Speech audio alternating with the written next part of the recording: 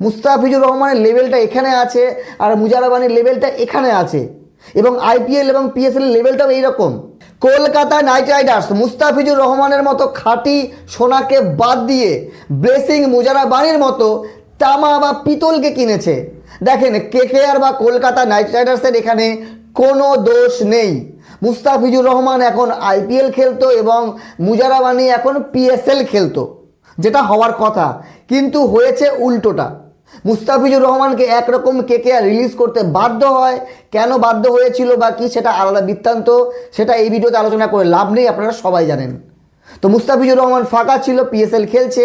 যদি মুস্তাফিজুর রহমান আইপিএল খেলতো, পিএসএল খেলতো না, ব্যাস। কিন্তু মুস্তাফিজুর রহমানের জায়গায় মুজারাবানি যেহেতু কেকেআরে এসছে, তো তুলনা তো হবেই।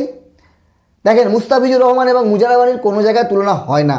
মুজারাবানি ইয়ং ট্যালেন্ট, আইপিএলে তেমন বড় এক্সপিরিয়েন্স নেই, কিন্তু এবারের বিশ্বকাপে ভালো বল করেছে। তার বেসেই কেকেআর মুজারাবানিকে কিনেছে এবং পিএসএল ছেড়ে আইপিএল খেলছে মুজারাবানি। আজকে 3 ওভার কমপ্লিট করেছে, 4 ওভার তাকে দেওয়া হয়নি, কারণ কেকেআর এর বোলাররা বেদম মার খেয়েছে। 220 রান মুম্বাই ইন্ডিয়ান্স চেস করে নিয়েছে। এইবার আসেন মুস্তাফিজুর রহমান। দেখেন, মুস্তাফিজুর রহমান গত ম্যাচেও ভালো বল করেছিল পিএসএলে, আর আজকেও 4 ওভারে মাত্র 20 রান দিয়ে 1 উইকেট। মুস্তাফিজুর রহমান যদি আইপিএল খেলতো তাহলে এইরকম রানই দিত, কারণ মুস্তাফিজুর রহমানের কাছে ভেরিয়েশন আছে। মুস্তাফিজুর রহমান জানে আমি কেমন বল করলে রান কম খাবো। মুস্তাফিজুর রহমানের বল ঘাতক না, কোনো অ্যাটাকিং মোডে যায় না, হয়তো 4-5টা উইকেট পায় না, কিন্তু মুস্তাফিজুর রহমানের এগেনস্টে যখন ব্যাটসম্যান অ্যাটাকিং মোডে যায় তখন উইকেট হারায়, এটা আমরা দেখেছি। তো মুস্তাফিজুর রহমানের ভেরিয়েশন বোঝা খুব কষ্টকর। তো পিএসএলে ভালো বল করেছে, তারপরেও পিএসএলে মুস্তাফিজুর রহমানের দল হেরেছে। তো এইবার যদি বলি আইপিএলে কেকেআরের যে এবারের বোলিং অ্যাটাক, দেখেন আমরা সবাই জানি মাথিসা পাতিরানার একটু ইস্যু হয়েছিল, ফিটনেস প্রবলেম ছিল, সেই জন্য শ্রীলঙ্কান ক্রিকেট বোর্ড ছাড়পত্র দেয়নি আইপিএল খেলার, কিন্তু শেষ পর্যন্ত দিয়েছে। এখনও পর্যন্ত পুরোপুরি সুস্থ না পাতিরানা যে আজকে খেলবে। তারপরে সবথেকে বড় দুঃখ সংবাদ হচ্ছে গিয়ে হর্ষিত রানা কেকেআরের হয়ে খেলতেই পারবে না, এতটা তিনি চোটে, বিশ্বকাপে ইন্ডিয়ার হয়ে খেলতে পারেনি, সেই জন্য মোহাম্মদ সিরাজ জায়গা পেয়েছে, আমরা সবাই জানি।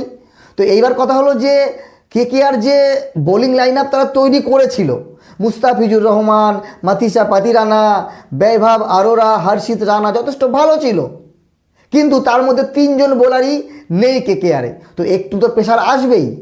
এইবার তাদের জায়গায় যদি এই ব্লেসিং মুজারাবানি, বৈভব আরোরা এবং কার্তিক ত্যাগীকে দিয়ে খেলানো হয় তাহলে রেজাল্ট এইরকমই আসবে। বাকি আপনাদের মতামত জানাবেন, সবার আলাদা আলাদা ওপিনিয়ন থাকতেই পারে, কিন্তু মুস্তাফিজুর রহমান এবং মুজারাবানির কোনোভাবেই তুলনা হয় না। যারা করছে একদম ভুল করছে। মুস্তাফিজুর রহমানের লেভেলটা এখানে আছে আর মুজারাবানির লেভেলটা এখানে আছে, এবং আইপিএল এবং পিএসএল এর লেভেলটাও এইরকম। আইপিএলের একটা নির্দিষ্ট মাপকাঠি আছে, আইপিএলের পিচগুলো ওই রকমই হয় যেখানে বোলাররা সুবিধা পায় না, সেই জায়গায় এসে মুস্তাফিজুর রহমানের মতো বলারেরা ভালো বল করে। দেখেছেন শার্দুল ঠাকুর আজকে ভালো বল করেছে, 3 উইকেট নিয়েছিল। যদি আইপিএলের পিচে এই মুজারাবানি এবং মুস্তাফিজুর রহমান একসাথেই বল করতো আলাদা টিমে, তাহলে তুলনা করা যেত। যেমনটা আমরা 2024-এ মিচেল স্টার্কের সঙ্গে তুলনা করেছিলাম মুস্তাফিজুর রহমানের। মুস্তাফিজুর রহমান অনেকটা এগিয়ে ছিল যখন মুস্তাফিজুর রহমান চেন্নাইয়ের হয়ে বল করেছিল। তো এইরকমই বিষয় আপনাদের মতামত জানাতে পারেন। মুস্তাফিজুর রহমান এবং মুজারাবানির তুলনা হয় না, দুজনেই আলাদা বোলার, আলাদা দেশের হয়ে খেলে, কিন্তু মুস্তাফিজুর রহমান কেকেআরের জন্য বেস্ট অপশান ছিল, যেটা এখন নেই। কিছু করার নেই, এখন পস্তানো ছাড়া কোনো উপায় নেই কেকেআরের। ভালো থাকবেন সবাই, ধন্যবাদ।